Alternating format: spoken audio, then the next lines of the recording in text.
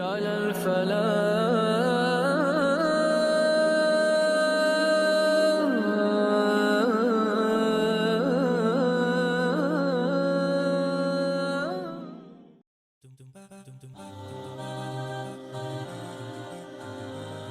The Sahabas, they used to make the halal easy. So what became hard? The haram. When we make the halal hard, the haram becomes easy. Mark my words, brothers and sisters. I'm talking to the parents. When you make the halal hard, the haram becomes easy. When you make the halal easy, the haram becomes hard. Open the doors for marriage, inshaAllah, and lower the dowry, and go in accordance with the Quran and the Sunnah. There is a culture among the youth which I fear, and that is that they are turning away from marriage, and if they get married, they divorce very quickly. Brothers and sisters in Islam, do not let the idea of haram relationships get the better of you. A lot of youth, they come to me and they say, brother, I want to get married, but I need to get to know the girl. And the girl says, I need to get to know the guy. How am I meant to get to know them if I don't go out with them? If I don't have coffee together, like the West teaches? Brothers and sisters, let me inform you about something very important. You will never know your future wife or your future husband if you just go out together. You'll never know them. Take it from a person who's lived in a country where people do this all the time. Because when you go out together, you are on your best behavior. You are on your best looks, the best cologne. The CK perfume is on you, and she's got Versace, and she's come out ready to meet you. She's probably looked at the mirror and spent about half an hour practicing how to talk to you. And you as well, looking at every little hair on your forehead, every little hair on your cheek. This all fades away within about 6 months of your marriage. The only thing that's left is the character. You will never know the true character of this person until you meet them in their home. You go the Islamic way, and you go and ask for their hand in marriage through their father first. A lot of youth, they come to me and they say, I need to get to know the girl first. And subhanAllah, how quick they are to jump on where? Where do they jump on to get to know them? The internet.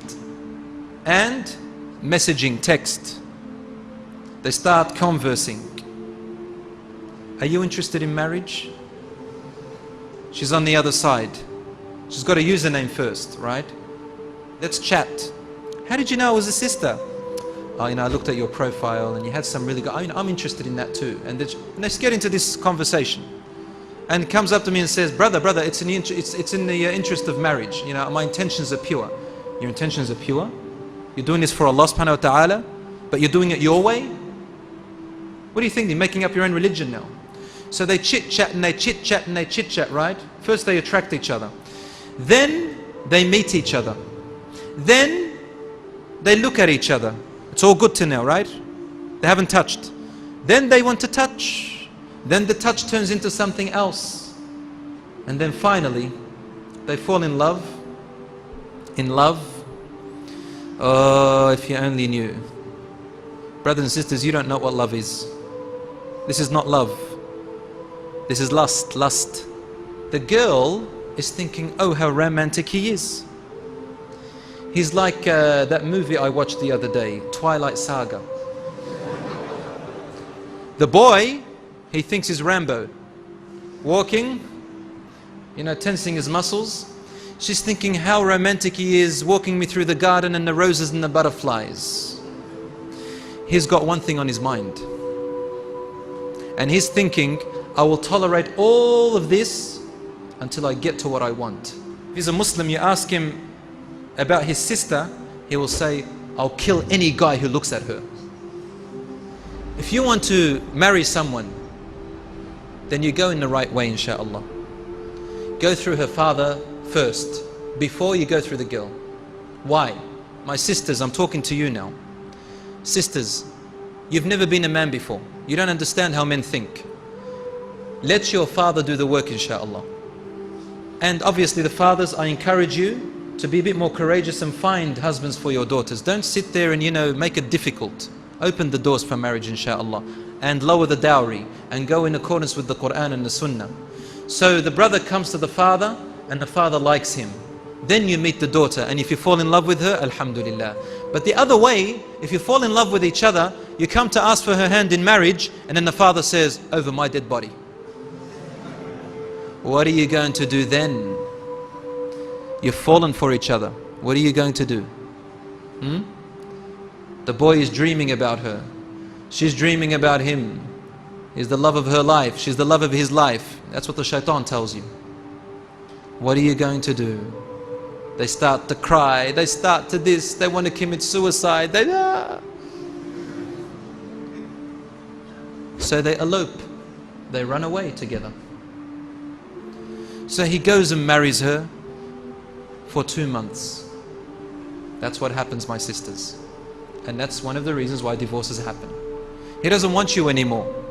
There are brothers who get married and they want to marry a second wife. In culture, you know, in Arab culture for example, marrying a second wife, it's difficult. So what do? They go for converts to Islam. They marry them 2 months, 3 months down the track, and then they divorce them. This is haram. Haram to use and abuse. There are married couples who are stricken by this internet business and Facebook, and Allah subhanahu wa ta'ala has given you this halal for you at home, and there are sisters who Allah has given you this halal man at home, but for some reason curiosity gets the better of you and you go to search the world, and divorces occur as a result. Fear Allah subhanahu wa ta'ala. My brothers and sisters, you are only putting yourselves into harm, and our children are being neglected. Our children are being taken away by others, وَالْعِيَاذُ بِاللَّهِ, and they are being raised by other people, while the husband and wife are too busy with their desires.